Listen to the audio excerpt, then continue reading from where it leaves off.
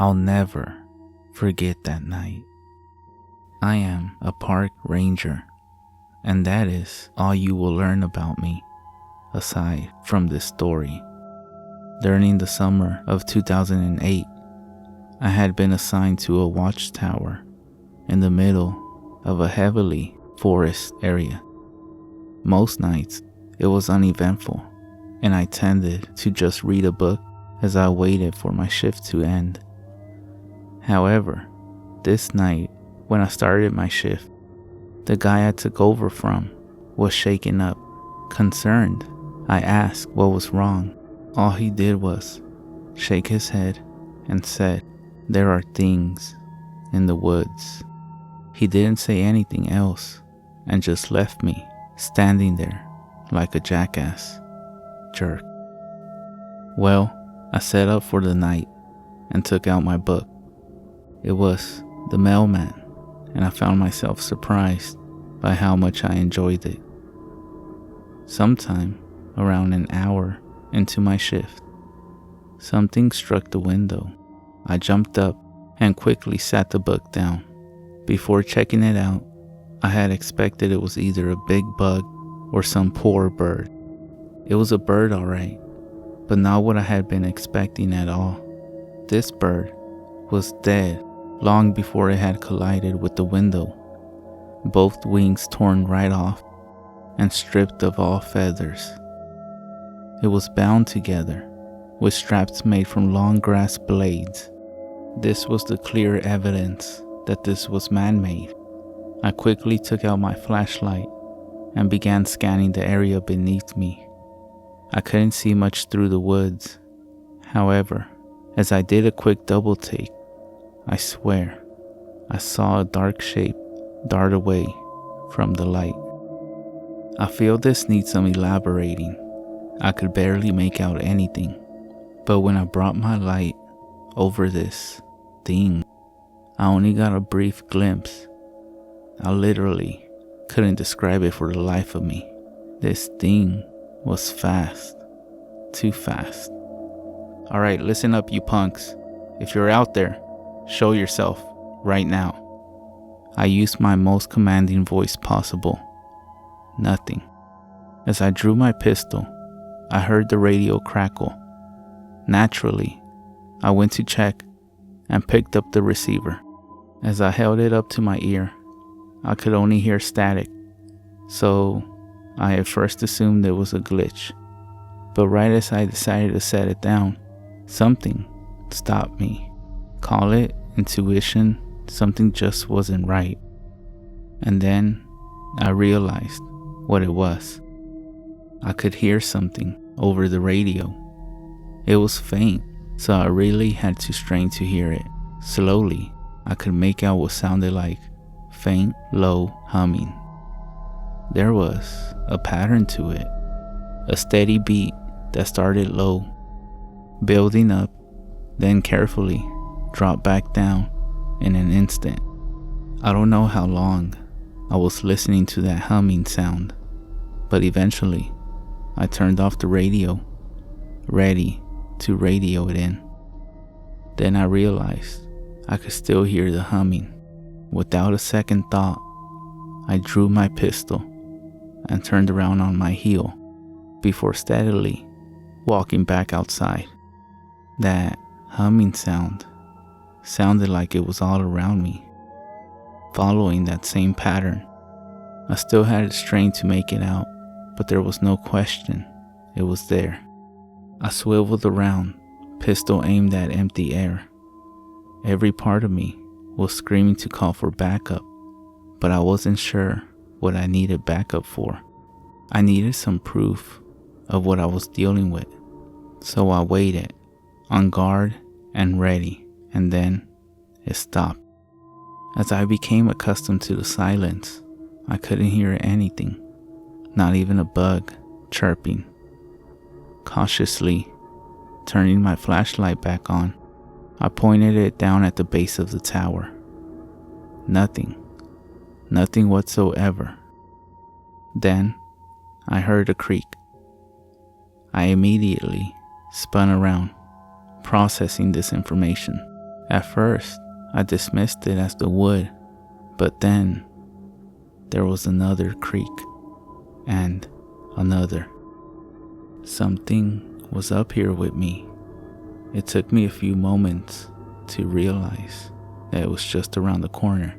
In that moment, fight or flight kicked in full gear, and I chose fight. I rounded the corner and found nothing, absolutely nothing. I'm not ashamed to admit it. I was nervous, but I still had a job to do, and with no other option, I decided to call for backup, which I should have done that a long time ago. I realized that when I saw the receiver had been cut right off, I stared, dumbfounded by a few moments before grabbing my walkie-talkie instead.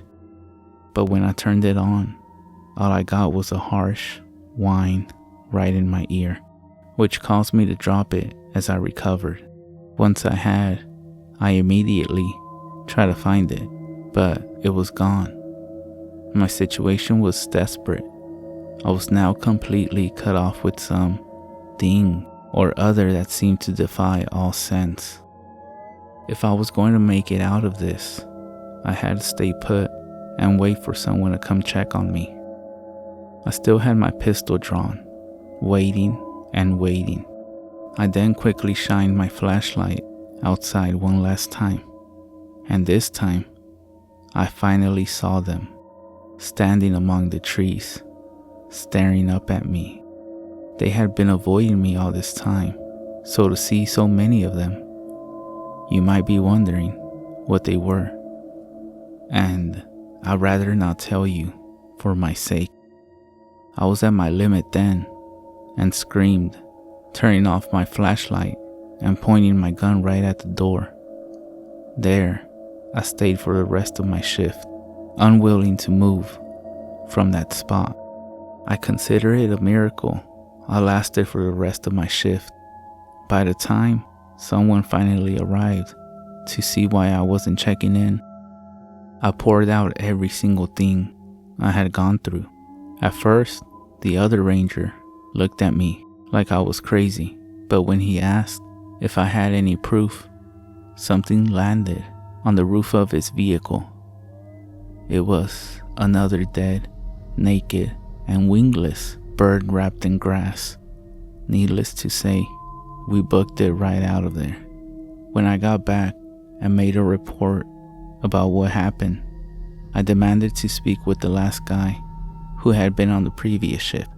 I really wanted him to have it for not warning me of what was out there. But here's the thing, we never found him.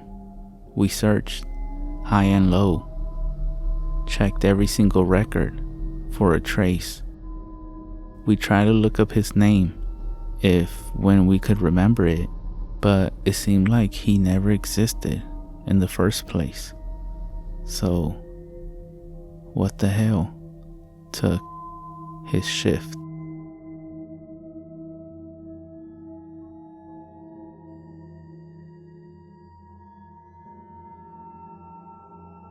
I live right next to a Navajo reservation and have made friends with many of the people there my age. We like to hang out, play video games, and just be normal teens. I walk over a lot since my best friend lives a little less than a mile away from me. This isn't a long trek, and it only takes about 25 to 30 minutes.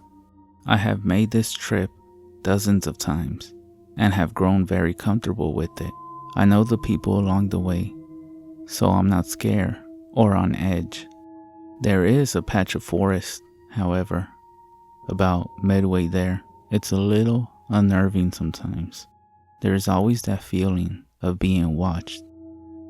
This was a regular occurrence for me, so I try to just ignore it and shake it off as my mind playing tricks on me. This day, I spent more time at my friend's house than I meant to, and when I left, it was already getting dark. I reached the stretch of forest right as the sun disappeared from the sky. I shivered a little as I readied myself to begin the journey through. I was 10 steps in when I heard a branch snap. You know the sound, the one that screams, there is definitely someone or something there with you. I froze, not sure what I should do next. Should I run? Should I turn around and book it back to my friend's house? I didn't know the best option in this situation, so I whispered, "Hello?" Hearing my voice crack as the words fell from my lips, I don't know why I even opened my mouth, but it was out there, so I listened for any reply. My heart sank when the answer came back in the sound of my voice. "Hello?" My heart pounded against my chest. I felt like I was gonna faint. "Hello?" My voice came again, but not from my mouth. I wanted to run, but my feet felt cemented to the ground. I couldn't scream. I couldn't reply. "Hello? Hello? Hello? Hello? Hello?" As my voice echoed over and over from a short distance away. I couldn't pinpoint exactly where it was coming from. It sounded like it was everywhere around me. "Hello? Hello? Hello? Hello? Hello? Hello? Hello?" It repeated. "Stop it!" I finally managed to tear from my lips. Everything went silent. For a long minute, nothing happened. The air grew stale, and I realized for the first time that there was no typical forest sound. There were no bugs, no frogs, or crickets. Nothing. I stood there, terrified, waiting to see what would happen next. "Stop it!" it mimicked back. I had enough and was willing my heavy legs to move. Before I could take a step, I heard some rustling in the bushes 20 feet to my left. I watched as a deer head with huge antlers protruded through the brush as it came further out and stood up on twos. I took off. I flew out of the woods and all the way home in record time.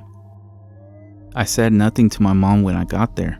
I just went up to my room, laid down, and thought about what happened.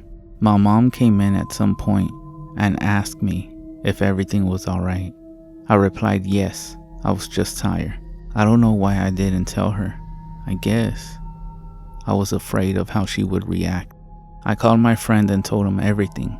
He freaked out and told me that no matter what happened that night, to not reply or look out my window. But this terrified me even more.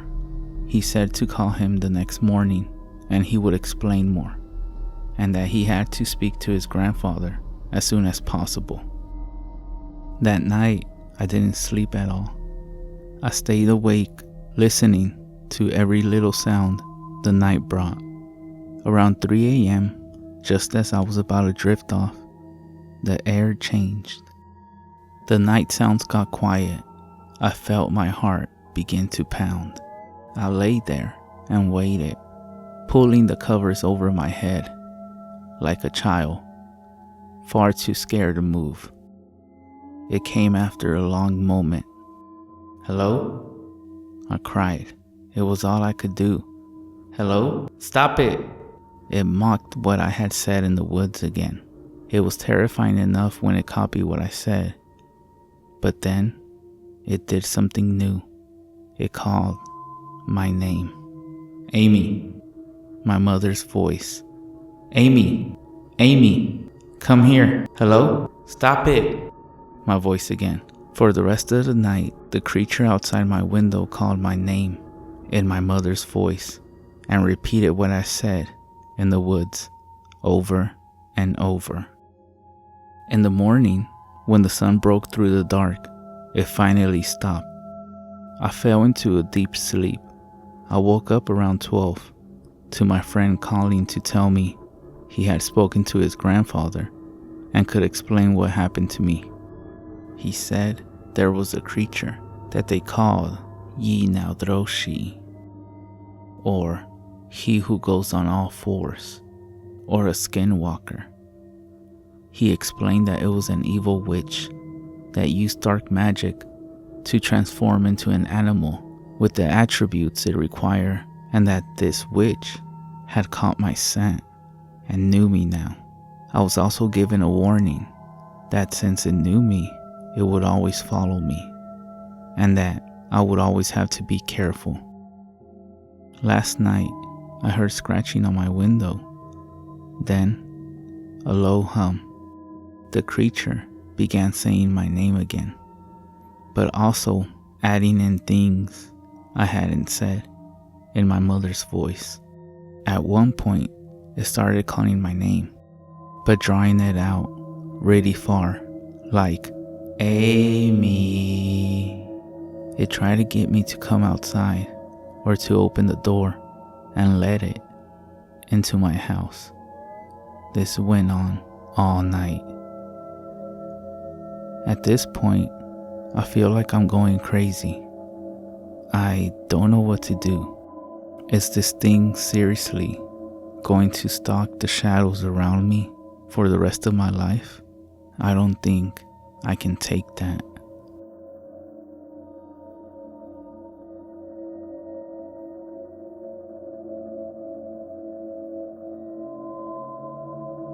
Many of you who love paranormal stuff may have already heard of the word nagual here in Mexico, and I would guess that also on some other countries in Latin America, we call that way people who can shapeshift into animals. Well, here's my story. It was a cold night, I remember, because it was really weird for it to get cold on that side of the country.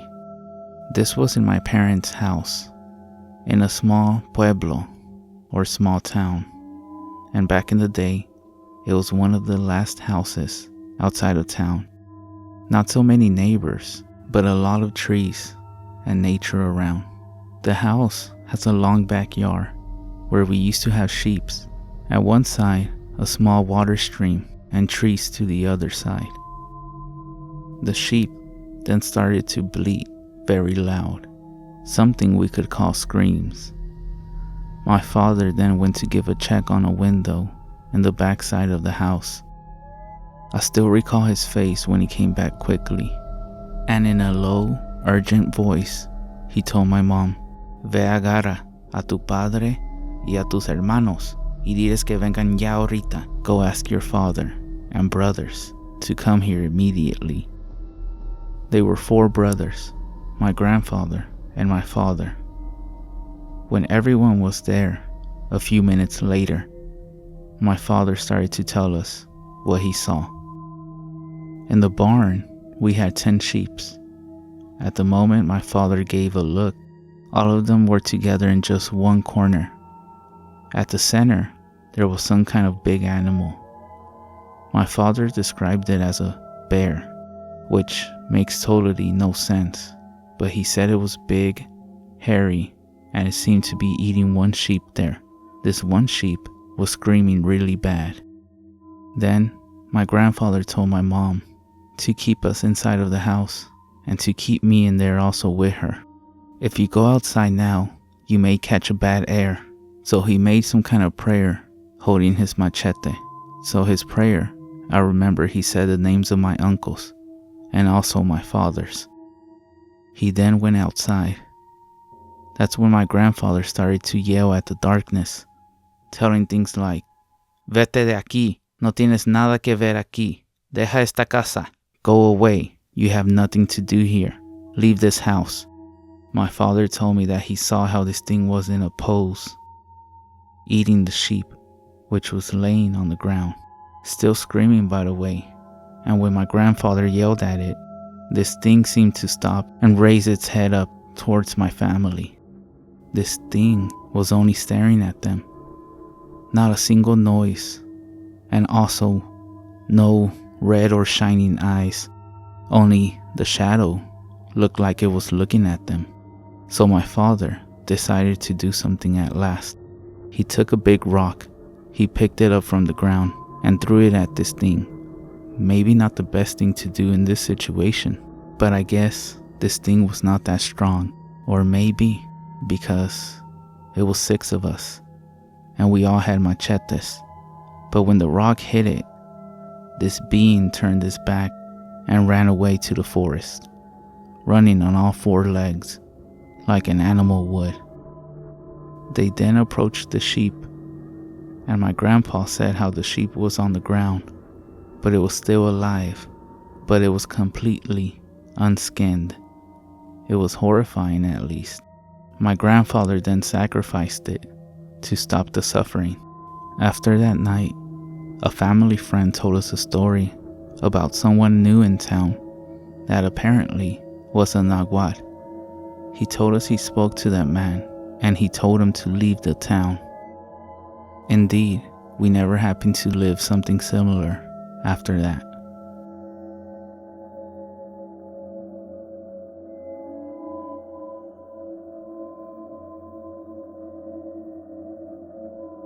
I saw some videos about skinwalkers on TikTok, so I started watching videos about them on YouTube, and there was a whole podcast where this guy just read stories about them from Reddit and other stories that people submitted. Our ward at church purchased a piece of land way back in the day. It's seriously just wooded area with a little bit of swamp. We would always go there for campouts and scouts, and at night, when it was pitch black, we would all play manhunt. Well, one time, we all got down to one person whose name was David.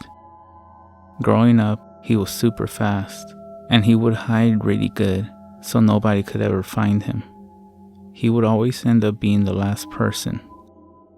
Well, one time, it was down to David, and we had split up and gone way deep in the forest towards the swamp because it seems like it was impossible to find him. We thought he might have gone a little bit further than we normally go. We started getting into some more muddy and wet terrain as we get closer to a swamp-like area where the water is most likely shin deep, and we saw David way out in the swamp, and he wasn't wearing a shirt. And with the spotlight on him, he looked super pale, but he just stood there and didn't say a word. You could seriously tell something was off. Then, all of a sudden, we heard David from behind us, yelling, trying to get our attention, so we would keep trying to chase him down.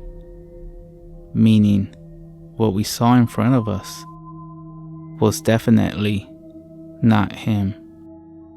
So being a bunch of 12 to 17-year-old boys, we started yelling and running back to the campsite as fast as we could. Nobody believed us. In fact, for years everybody made fun of it, calling the ghost of David.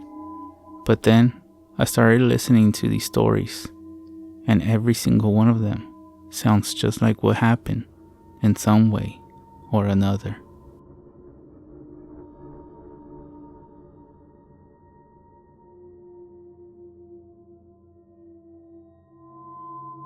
I am Navajo.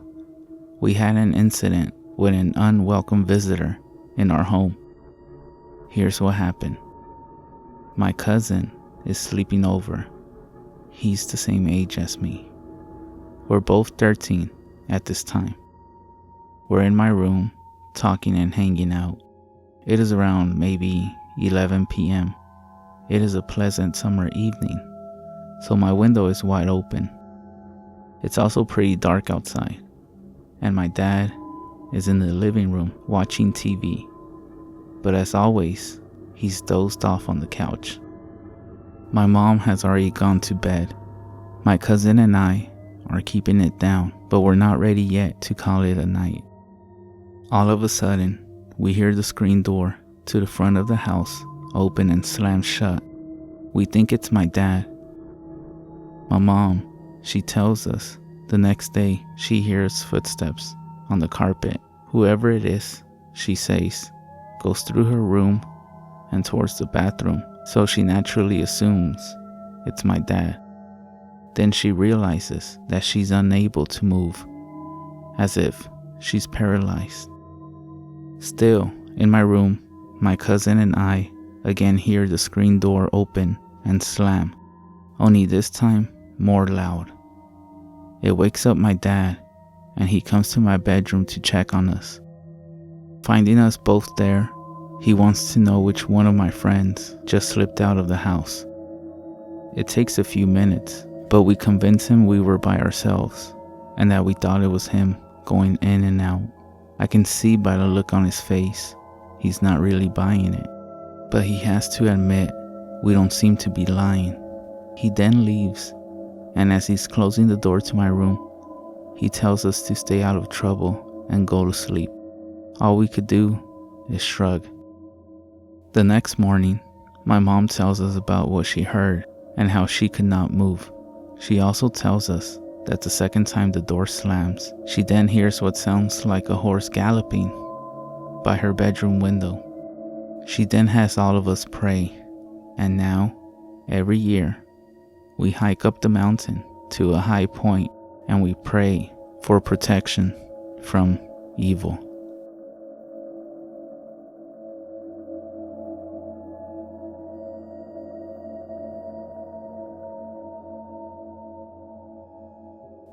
This event happened just south of Polaca, Arizona, within the Navajo reservation.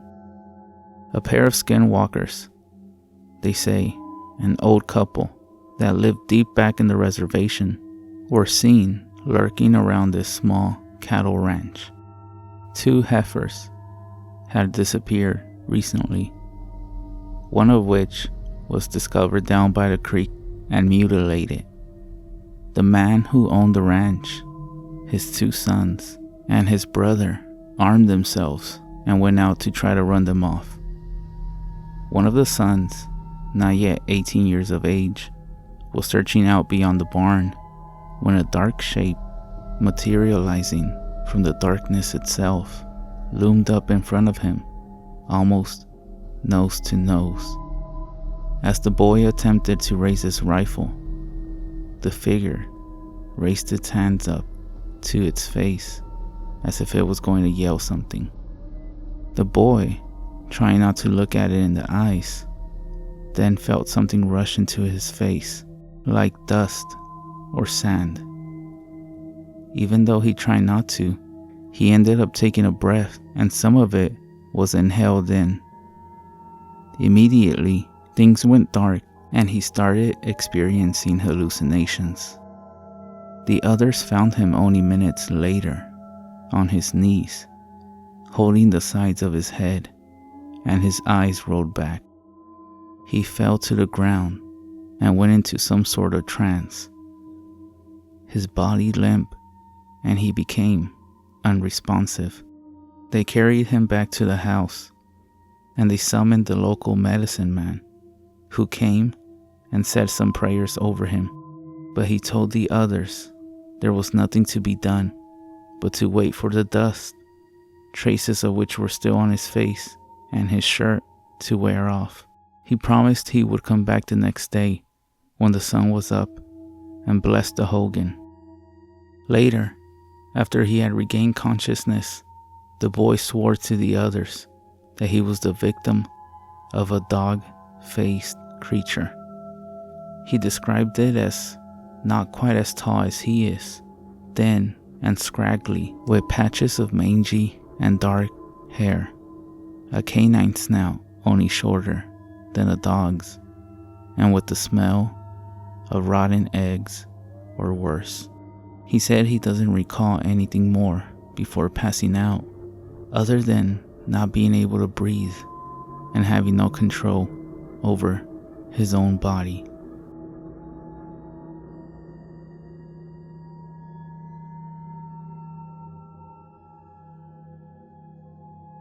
I was only 17 at the time. On this specific night, I woke up feeling thirsty. I'm just lying there, staring into the dark, and deciding if it's worth the effort to get up and get something to drink. I'm sure we all been in that situation plenty of times before. So tonight, when you're in bed and you're questioning if you should get up and get some water, remember this story. So all I can hear is the clock ticking down the hallway and the muted silence. It's just way too quiet. I check the time on my cell phone. It's a few minutes short of 2:30 a.m. I then decide to sit up and get out the bed. I then make my way towards the door of my bedroom. It's really dark. I go down the hallway towards the kitchen. As I get out to the living room, I chance to look to my right and in the direction of the front door to the house. The only light is coming from a street light that is down at the end of the property and not all that far away. There, at the inside of the door, inside the house, I see this figure standing there. Its face at first appears human, then serpent-like, and then back to human, as if it can't decide how it wants to present itself to me. For some reason, I'm just standing there taking this all in. I'm not afraid, but I don't feel like I have any control over my senses either. And I'm not sure if I could move or have said anything, even if I wanted to, which at the time, I can't say I did. As the two of us are standing face to face, he assumes his human features. His face is fully painted, a thick stripe of black across his eyes, and the rest white. He has a feather woven into the hair at the top of his head. He looks young, not much older than me. He is bare-chested, not real muscular, but definitely cut. His torso is painted red. His lower half is covered in what looks to be khaki-colored pants, well worn and faded, cut off and frayed just below the knees. He is barefooted, but his wrists and ankles are wrapped with animal skin of some sort. It is hairy and light, colored like that of a coyote. He doesn't say anything to me, not aloud anyway, but I do hear his words in my head, although for the life of me, I can't remember any of it. It's as if he at the same time, with this cold stare of his, is pinching away layers of my memory. I do remember wondering why he is in my house and having the idea that he was expecting to find someone else. Just then, without even thinking about it, my cell phone in my hand, I begin dialing 911. With the phone ringing, I look back to the painted stranger. He gives me a thin smile and vanishes through the door, which by the way is closed and locked. To the other side, I hear what sounds like a horse galloping away. I move over to the door and pull it open. I see this figure taking long strides across my yard, away from the light and out into the street. There's a car parked on the other side. He goes around to the passenger side, ducks down and into the car, and it drives off. It all happens in a matter of seconds. I then realize there's a police operator talking back to me from the phone. I tell her there was someone in my house, but I leave out the part about his changing appearance and leaving through a closed door. The operator, or whoever she was, tells me not to worry about it. She says that I'm not the first caller of this kind on this night. She tells me to say a prayer, telling me that she too is Navajo and to go back to bed and that I won't be bothered by it anymore.